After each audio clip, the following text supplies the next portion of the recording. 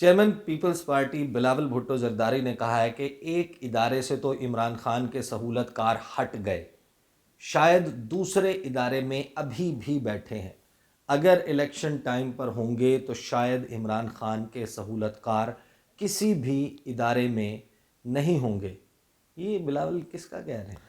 دیکھیں، سہولت کار جب جو لانے والے جو انجینئر ایک سسٹم کو بناتے ہیں تو جب تک وہ ہوں تو سسٹم تو بہتر نہیں۔ یہ چیز ایک تو ثابت ہوگی کہ اس ملک میں اکاؤنٹیبلٹی بھی انجینئرڈ تھی، پولیٹیکل سسٹم بھی انجینئرڈ بنایا گیا تھا، الیکشن کنٹرولڈ الیکشن تھے، یہ ثابت شدہ چیزیں ہیں۔ اس پہ تو بحث بعد میں تو ہوگی۔ یہ مصطفیٰ ثابت نواز شدہ چیزیں کھوکھر ہیں۔ آپ کے دوست کہتے ہیں کہ آپ لوگوں نے بھی جو موو کی وہ بھی انجینئرڈ تھی، اس کے پیچھے جنرل قمر جاوید باجوہ تھے۔ دیکھیں، بے شک باجوہ صاحب ہوں گے، ان کی خواہشات ہوں گی، یہ مصطفیٰ کھوکھر صاحب بہتر بتا سکتے ہیں، لیکن میجارٹی بھی تو خان صاحب لوز کر گئے نا۔ اگر پنجاب میں یا کے پی کے میں ان کی میجارٹی ہے تو ان کی حکومت کیوں نہیں پولیٹیکل انجینئر کے ذریعے وہ کیوں نہیں ختم ہوئی؟ میجورٹی کی بات کر رہے ہیں نہیں، آپ۔ میجارٹی قومی اسمبلی میں ختم ہوئی۔ آج خبر آ رہی ہے کہ آپ بھی میجورٹی لوز کرنے جا رہے ہیں۔ تو میجارٹی لوز کریں گے تو حکومت چلی جائے گی، یہ کون سی نئی بات ہے؟ نہیں تو پھر لیکن بتائیں یہ کون بتا، کر رہا ہے؟ دیکھیں ایم کیو ایم نے جو انڈیا دیا ہے ایک وفاقی بات سنیں، حکومت میری سے بات علیحدہ سنیں، میری ہونے بات کا۔ سنیں، ہسٹری اٹھا کر دیکھ لینا، ابھی پولیٹیکل الیکشن جو انجینئر کرتے ہیں، اب پاشا سے لے کر شجاع پاشا سے لے کر اور جنرل فیض اور بریگیڈیئر عادل اور جو پچھلا الیکشن ہوں، میں نے خود پی ٹی آئی کی ٹکٹ پہ الیکشن لڑا ہے نا۔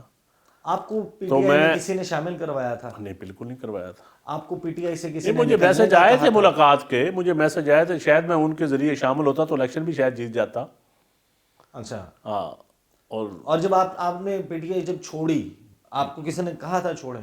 نہیں، مجھے کسی نے نہیں، مجھے کچھ لوگوں نے میسج دیے تھے لیکن میں ان سے ملا نہیں تھا، میں خان صاحب کو ڈائریکٹ ملا تھا۔ میرے اوپر بھی بوتھ سوار تھا، جس طرح کہ آج کئی نوجوانوں کے اوپر بوتھ سوار ہے۔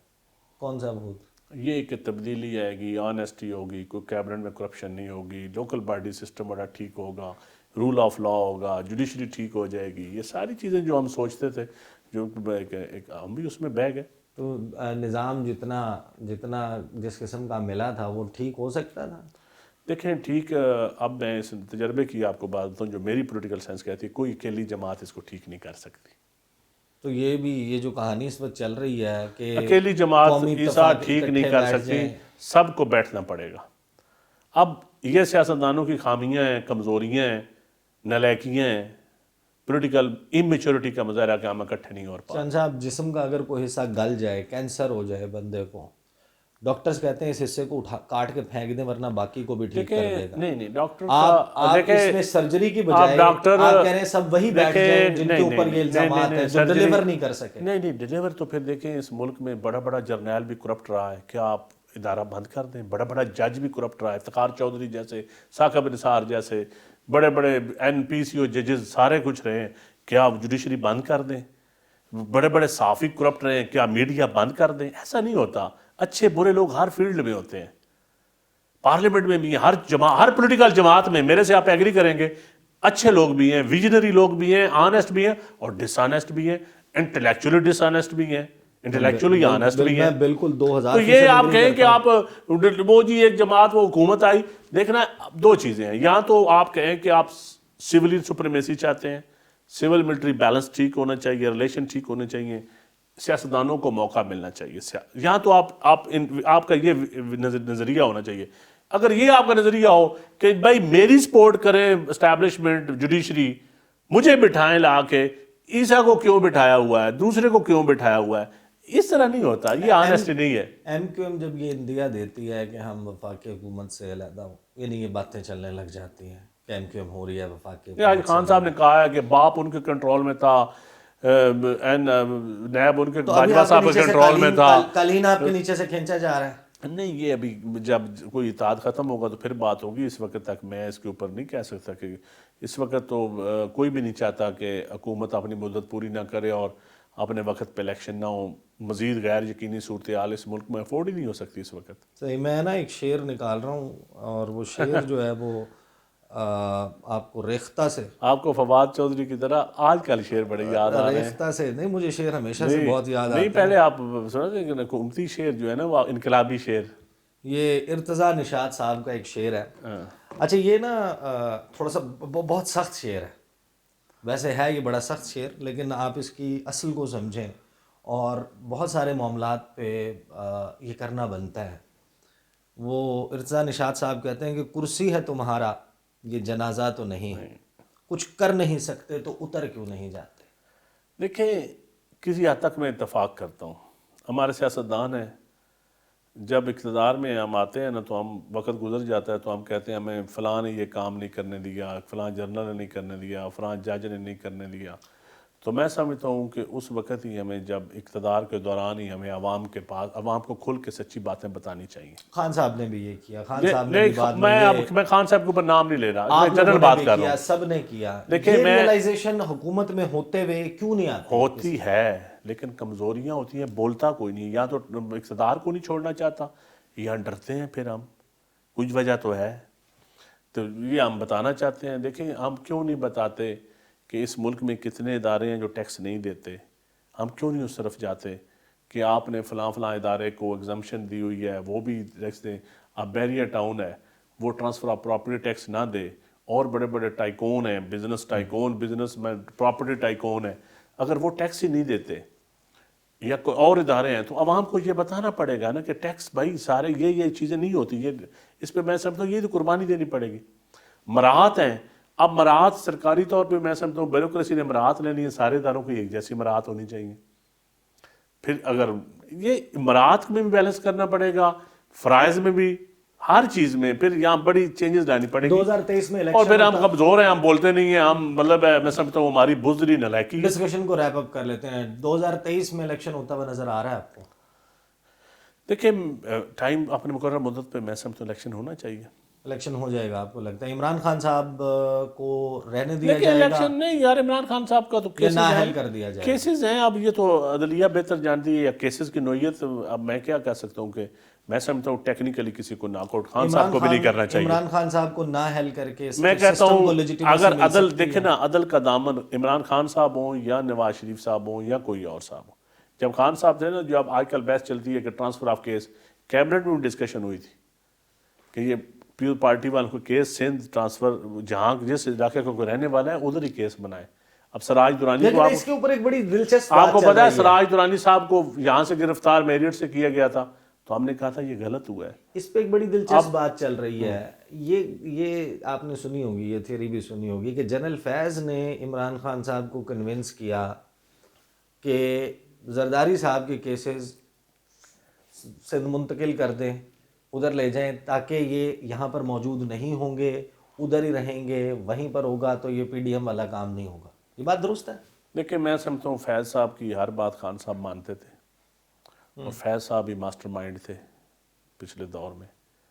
تو جو وہ کیسز کے حوالے, میں آپ کو ایک مثال دیتا ہوں. میں نے خان صاحب سے پوچھا کہ میں نے زرداری صاحب کو ملنا ہے. انہوں نے کہا بالکل مل لو.